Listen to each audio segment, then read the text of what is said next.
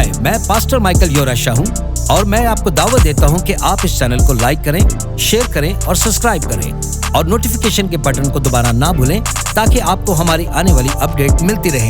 खुदावंद आपको बरकत दे। चलें कलाम की तरफ बढ़ते हैं।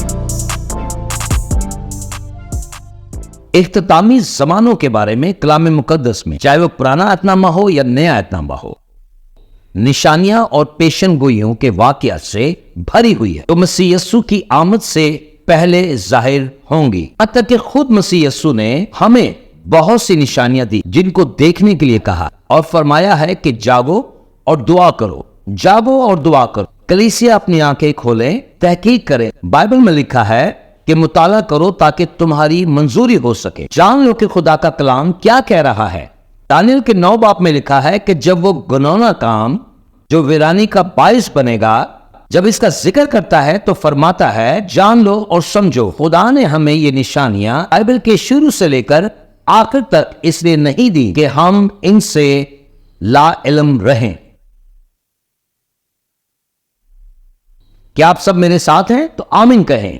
याद रखें कि तमाम पेशन गोइयों का मरकज इस्राइल है। एक बड़ी पेशन गोई की निशानी 1948 में जाहिर हुई जब इस्राइल दोबारा एक कौम बन गया। दुनिया की तारीख में ऐसा पहले कभी नहीं हुआ कि एक कौम मुकम्मल तौर पर खत्म हो जाए, लोग दुनिया भर में बिखर जाए और तकरीबन 2000 साल बाद दोबारा पैदा हों, और जब वो वापस आए तो अपनी असल जुबान बोल रहे हो। ये बिल्कुल मौजज़ाना है और दुनिया की तारीख में कभी नहीं हुआ, और यसाया ने इसकी पेशन गोई की थी। आप यहां पर मेरे साथ देख सकते हैं कि यसाया 11 बाब 11 से 12 आयत में ये लिखा है। ये यसाया है और यसाया ये कहता है कि उस दिन, मेरे साथ कहें कि उस दिन वो इख्तितामी ज़बानों यानी दुनिया के खात्मे और इंसानियत की आखिरी दौर की बात कर रहे हैं।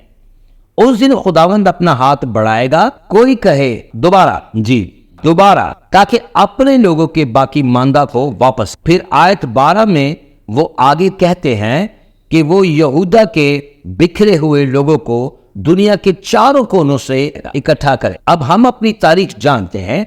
हमें मालूम है कि 586 कबल मसीह में बाइबल के लोगों ने इस्राइल को फतह कर और इन्हें कैद कर लिया। वो बाइबल 70 साल तक हाबल में रहे, जैसा कि नबी यर्मिया ने पेशन गोई की थी। अगर आप यर्मिया 29 बाब और 11 आयत पढ़े, हम अक्सर इससे जाती तौर पर, क्योंकि मैं तुम्हारे बारे में अपने मंसूबे जानता हूं, हमारे बारे में जाती तौर पर बात नहीं कर रहे हैं,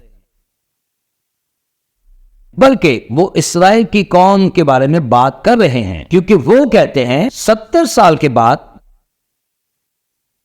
मैं तुम्हें वापस लाऊंगा। मैं अभी 70 साल का भी नहीं हूं।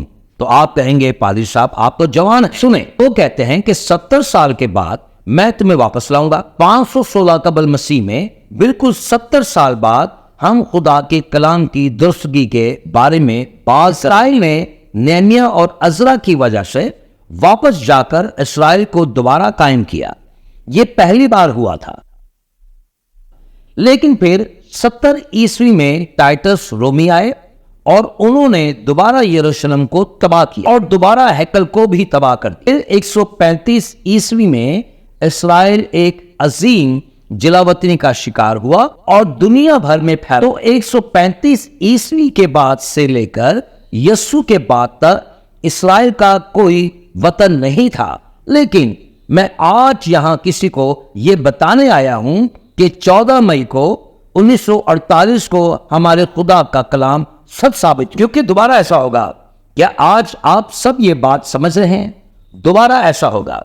मैं तुम्हें तुम्हारे मुल्क में वापस लाऊंगा, ना सिर्फ एक जगह बाबल से बल्कि दुनिया के चारों कोनों। मैं यहां आज आपको बताने आया हूं कि खुदा का कलाम सच है, वो कामिल है और उसका हर लफ्ज सच्चा है और पूरी तरह से पूरा हो। तो आज के कलाम के लिए तो सब मिलकर खुदावंद के नाम को जलाल दें। आमीन।